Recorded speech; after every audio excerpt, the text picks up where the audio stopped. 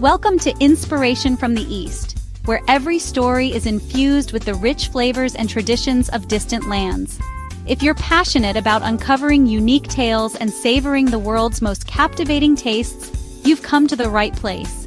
Don't forget to subscribe, share, and like this video to join our community of curious explorers. Today, we invite you to embark on a sensory journey, one that begins with the aromatic world of Indonesian coffee. Let's dive in and discover the stories waiting to be brewed. The air here is thick, a heavy, almost palpable blanket of humidity, swirling smoke, and something deeply primal that stirs within. The sound hits you first, a rhythmic metallic scrape, a constant pulse in the humid air. It's the sound of dedication, as a man patiently turns a blackened drum over glowing embers. Inside, green coffee beans tumble and sweat, undergoing a transformation. They're yellowing as they begin to whisper secrets of the earth. The smell starts grassy, fresh and vibrant, then deepens, evolving into rich notes of toast, sweet caramel, and dark, grounding earth. This is alchemy, not automation.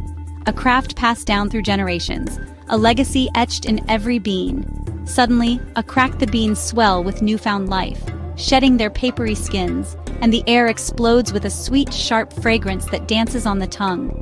The man listens intently, not to a cold, digital timer, but to the intricate symphony of the roast, each crackle and pop a note in his composition. Here, magic truly begins, long before water ever touches the patiently roasted grounds. From the heart of the roaster, the transformed beans pour onto a woven bamboo tray, steaming, fragrant, and ready for the next stage. Women sort them quickly and efficiently, meticulously picking out any imperfections, a communal, meticulous effort, a testament to shared pride and dedication. No fancy automated machines here, just skilled human hands and sharp, discerning eyes. This is the very soul of Indonesian coffee, raw, authentic, and deeply respected. The beans, now dark and oily with their precious cargo, gleam invitingly under the warm glow of a single bulb, smelling intensely of dark chocolate and rich tobacco. Soon they'll be ground coarse by hand, mixed with freshly boiled water, and patiently left to settle, allowing the flavors to bloom. This is the prelude, a daily drama played out across 17,000 islands, a ritual connecting communities. A story woven with threads of history, intense flavor, and a people's unbreakable bond with this powerful, life-affirming drink. It's a process that honors every step of the journey, from the rich volcanic slope where it's grown to the warmth of the cup in your hands. The opening act in a ritual as old as the hills, steeped in tradition and community, and it's a story, a legacy, worth telling and savoring with every sip.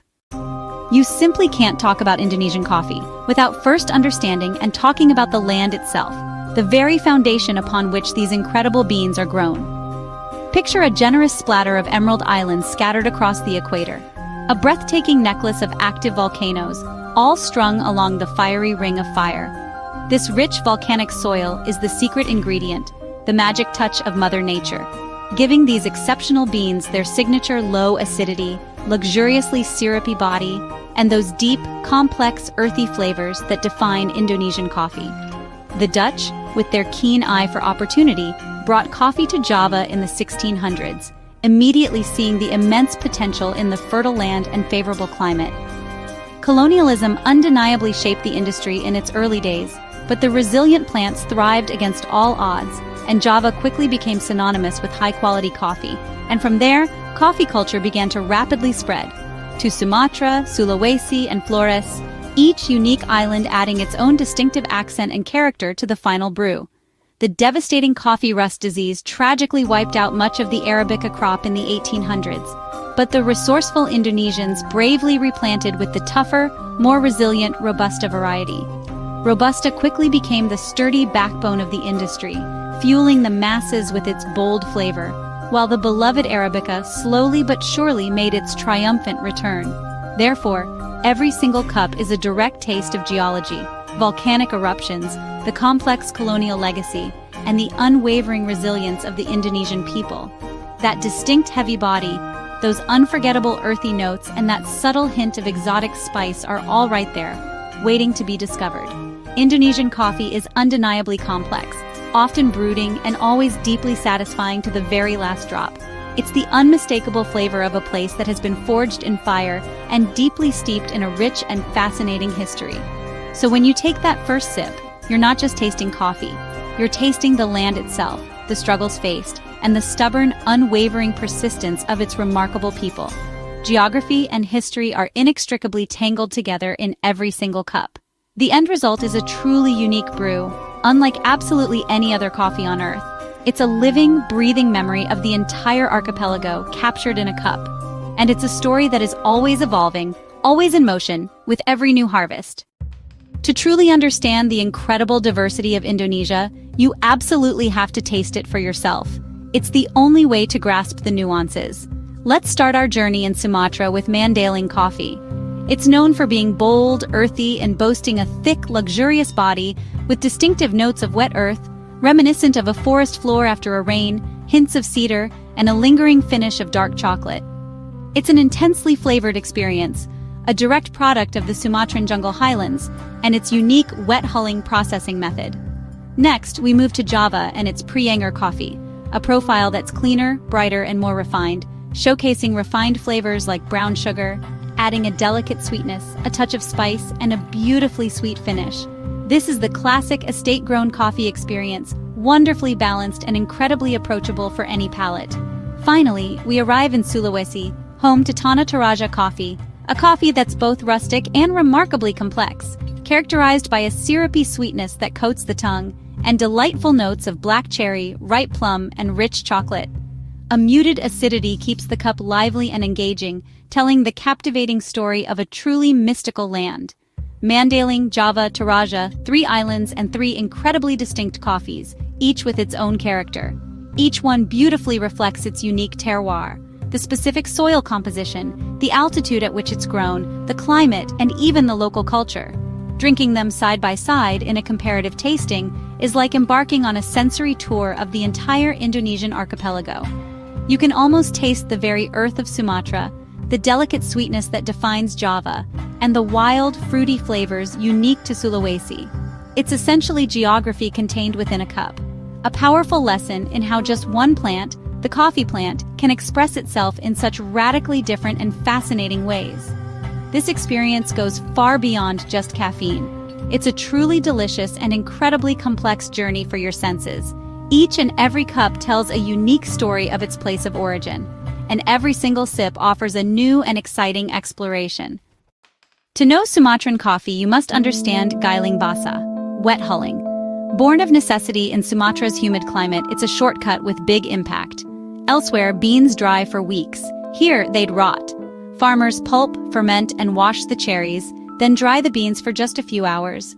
While still wet, beans are hulled, exposing them early to the air. This brutal process lets the beans absorb earthy, funky flavors and develop a syrupy body. Acidity drops, smoothness rises, Sumatran coffee's signature. It's risky. Done wrong, it tastes like dirt. Done right, it's magic. The beans look rough, but taste is what matters. Giling basa gives Sumatran coffee its soul. Unique, bold, and unmistakable. It's a testament to adapting to the environment. Messy, risky, and deeply Indonesian. The world's coffee is richer for it, and every cup tells that story. Before latte art and pour-overs, Indonesia had the warung kopi. Simple roadside stalls, wooden benches, plastic stools, a boiling kettle. Not for a quick fix, but a destination, a community hub. Here, time slows. Men gather, sipping strong, sweet coffee for hours. They play chess, read, gossip, debate, and connect. The air is thick with smoke, conversation, and the aroma of Kopi Tubruk. No Wi-Fi, just real connection. The menu, black coffee, strong and sugary, served in a glass with grounds at the bottom. Snacks are simple, prices are low, and everyone is equal. Construction workers sit beside office clerks. Coffee unites all. The warung kopi is raw, authentic, and essential. It's about ritual, community, and shared pause. To understand Indonesia, spend time in a warung kopi. Order a glass and listen. Before we dive deeper into Indonesia's coffee culture, let's take a moment to connect with you. Quick question. What's your favorite way to enjoy coffee? Is it a strong shot of espresso, a sweet iced latte, or maybe a classic black brew like Kopi Tubruk? Let us know in the comments below. And if you're enjoying this journey through Indonesia's vibrant coffee scene, don't forget to subscribe, share, and hit that like button. Your stories and support help us bring more inspiration from the East, one cup at a time. In the warung kopi, Kopi Tubruk is the star. Finely ground coffee, sugar, and boiling water collide in a glass. No filter, just a vigorous stir. The grounds settle, forming a thick mud at the bottom. Drinking Tubruk is a ritual. You wait, you talk, you let the world slow down. Sip carefully from the top, savoring the strong, sweet, unfiltered brew. It's intense, full-bodied, and aromatic. No barriers between you and the bean. The method extracts huge flavor and caffeine. It's a wake-up call. Tubruk is more than a drink. It's a social institution. The coffee of conversation, fueling debates and friendships. Anyone can make it, anywhere, with just a glass and hot water. It's the great equalizer, found from Jakarta to remote villages. A shared cultural touchstone, a taste of home. No fancy gear needed, just a little mud. It's proof that meaning comes from simplicity. Sometimes the best coffee is the most honest, and every cup is a conversation. Walk through Jakarta or Bali and you'll see a new coffee scene. Next to smoky warongs, sleek cafes with espresso machines and minimalist decor are rising. This is Indonesia's third wave, young baristas celebrating their heritage. Menus read like maps: Aceh, Flores, Bali, Papua, each bean's story told. They use pour-overs and AeroPresses to reveal subtle, complex flavors. For decades, the best beans were exported. Now, locals savor them too. Cafes pay farmers premium prices, reclaiming coffee identity. It's not about replacing tradition. The warung kopi remains. It's a new chapter: traditional Tubruk in the morning, single origin V60 in the afternoon. A new kind of connoisseur emerges, proud of both old and new. Indonesia embraces its roots and future. It's an exciting time to drink coffee here. Let's talk about Kopi Luwak, the world's most expensive coffee, processed by the civet. The story-wild civets eat the ripest cherries beans pass through and are collected, washed, and roasted. Originally, it was a rare wild-foraged novelty, with civets naturally selecting the best cherries. Demand exploded, and with it, problems. Civets are now caged, force-fed, poor-quality cherries living in misery. The result: inferior coffee ethical disaster. The magic of wild selection is lost. Stress changes the beans. Most wild Kopi Luwak is anything but. Supply chains are murky, certifications unreliable. My advice? Skip it. Indonesia offers world-class coffees skillfully harvested by people, not animals. Celebrate the farmer, not the caged civet. Kopi Luwak is a cautionary tale of hype gone wrong. Focus on the real treasures of Indonesian coffee. There's so much more to discover, and every cup tells a better story. We've reached the end of the journey. From volcanic soil to the roaster's fire, from Gailing Basa to the warung bench. Every cup is a collaboration. Geology, farmer, processor, roaster, barista. It's a chain of skill, tradition, and innovation. Each person adds a piece of themselves to the final product. Indonesian coffee is more than a commodity. It's a liquid storybook. It tells of colonialism, independence, tradition, and change. The heavy body of Mandailing, the clean finish of Java, the grit of Tubruk, the brightness of a pour-over, all speak of place and people. Lifting a cup connects you to all of it: the farmer, the warung, the land. Coffee here is lifeblood, heritage, and bridge between past and future. In a world obsessed with speed, some things still require patience and fire. That's what makes Indonesian coffee worth savoring. And that's the story in every cup. Thank you for joining us on this flavorful journey through Indonesia's coffee story. If you enjoyed exploring these rich traditions and vibrant landscapes with us, don't forget to subscribe to Inspiration from the East. Like, share, and leave a comment below with your favorite coffee moment or a story of your own. Your support helps us bring even more inspiring tales from across the world to your screen. Until our next adventure, keep savoring the stories in every cup. And remember, inspiration is just a sip away.